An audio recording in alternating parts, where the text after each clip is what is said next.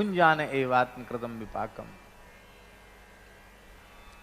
कितना धैर्य होता है भोगने में, विचार कीजिए।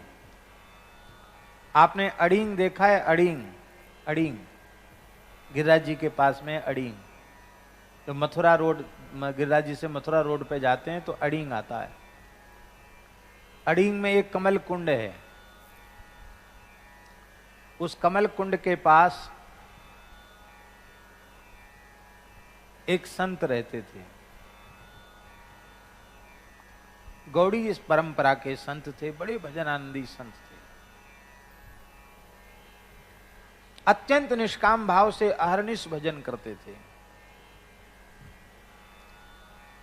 वृद्ध थे। एक शिष्य उनकी सेवा में रहता था, क्योंकि शरीर बहुत वृद्ध था। और वो शिष्य भी ऐसा था, गुरुगत प्राण था, माने गुरु सेवा में प्राण समर्पित करके प्राणपण से लगा हुआ शिष्य था। निरंतर गुरु जी की सेवा करता, अहर्निश गुरु जी की सेवा करता। वृद्धावस्था वैसे ही थी और गुरु जी को एक भयंकर रोग हो गया, कंठमाल। ये पूरे गले में फोड़े, बड़े बड़े फोड़े निकलना। वो सब फोड़े बड़े हो गए, उनमें मवाद आ गया और भयंकर कष्ट, कंठमाल कहते हैं उस रोग को। और महात्मा ऐसे विचित्र कि उस भयंकर रोग में भी उनकी माला चलती रहती। शिष्य रोता गुरु जी की पीड़ा को देख करके,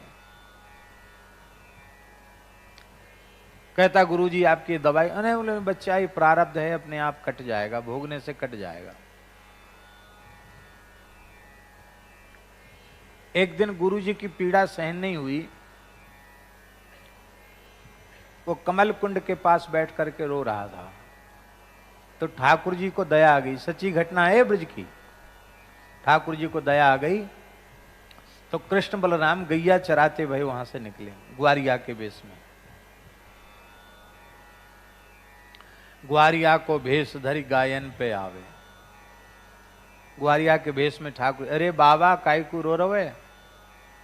हमारे गुरु जी के ये हो गया, बीमारी हो गई बहुत, हम उनसे दुखी हैं इसलिए रो रहे हैं। गुरु जी तो कुछ नहीं, वो तो सह लेते हैं, पर हम नहीं सह पा रहे हैं, ऐसे सब पस चूरा है। कितनी पीड़ा होती होगी। तो ठाकुर जी बोले, देख बाबा तेरो गुरु बड़ो हठी है, वो नेक मन में संकल्प कर ले ना तो स्वस्थ है जाएगा। अपने ठाकुर जी ते प्रार्थना कर ले तो स्वस्थ है जाओ, पर वो प्रार्थना ही नहीं करे, न स्वस्थ है वे को संकल्प करो तो वह बाई में वाय आनंद है, कहा कि हो जाए। बोले नहीं हमारे गुरु जी तो स्वस्थ होना चाहिए। बोले तो कोई बात नहीं, ले ये लूखरी ले जा। लूखरी माने जड़ी। तो जड़ी ले आए ठाकुर जी, कोई घास सी उखाड़ के ले आए। बोले इसको ऐसे ऐसे कमंडल में ऐसे ऐसे पीसना और उसका पानी रात को लगा देना, ठीक हो जाएंगे। गुरुजी रात को लेटे, घाव सफा किए, कपड़े से पोछे। अब पोछ करके जैसी वो औषधि लगाई, सवेरे जब उठे गुरुजी तो पीड़ा कष्ट तो नहीं ही था, वो घाव के चिन्ह तक नहीं थे, एकदम ठीक। तो प्रसन्नता होनी चाहिए कि नहीं? असाध्य रोग ठीक हो गया चमत्कार के रूप से, इस बात से प्रसन्नता होनी चाहिए थी। पर गुरुजी बड़े नाराज।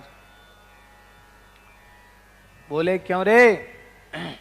ठाकुर जी ने हमको माला पहनने के लिए दी थी, तो मेरी माला कहां गई? कौन सी माला? बोले भाई कंठमाल, बीमारी कहां चली गई?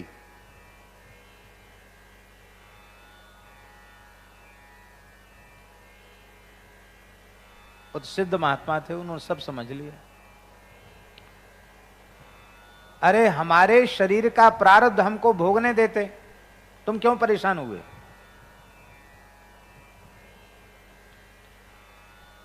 अब तुमने हमसे बिना पूछे अपनी इच्छा से काम को निकल जाओ सेवा से, अब तुम मत आना हमारे पास। बोला महाराज चाहे जितनी कठोर सजा दो, ये दंड मत दो।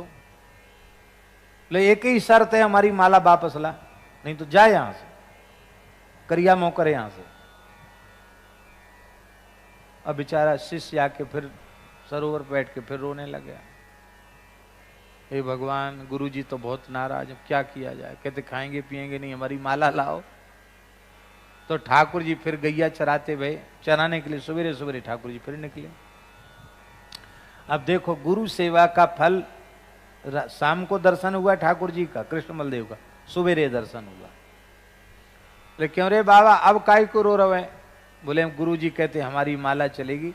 अरे मैंने तो कल ही समझाई कि तेरो बाबा बड़ो हठी है, तेरो गुरु जी बड़ो हठी है, वो मानेगो नहीं,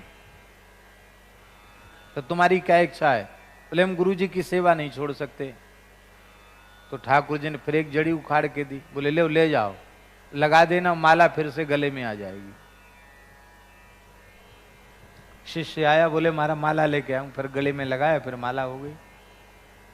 और ठाकुर जी ने जाते जाते कह दिया, ये ज्यादा दिन का प्रारब्ध नहीं है, महीना 2 महीना का है, ठीक हो जाएंगे, तेरे गुरु जी अपने आप ठीक हो जाएंगे। शिष्य आया तो शिष्य ने पूछा कि गुरुजी वो कौन थे जिन्होंने ऐसा चमत्कार दिखाया? बोले बेटा तुम चूक गए, वे साक्षात कृष्ण बलदेव थे। ये है भुंजान एवात्म कृतम विपाकम। हम लोग भक्त नहीं है भगवान के, इसलिए बार बार प्रार्थना करते हैं कि हमारी बीमारी चली जाए, हमारा रोग चला जाए। क्यों चला जाए रोग, क्यों चली जाए बीमारी? रही आवे, ठीक है, औषधि करना वो भी भगवान की बनाई हुई एक मर्यादा, औषधि कर लो, पर वो भोगने में ही लाभ है। वो प्रारब्ध भोग शेष रह जाएगा, तो उस प्रारब्ध को भोगने के लिए इस दुखमय संसार में पुनः आना पड़ेगा। इसलिए सर्वोत्तम पक्ष ये है कि वो भोग शरीर से ही नष्ट हो जाए।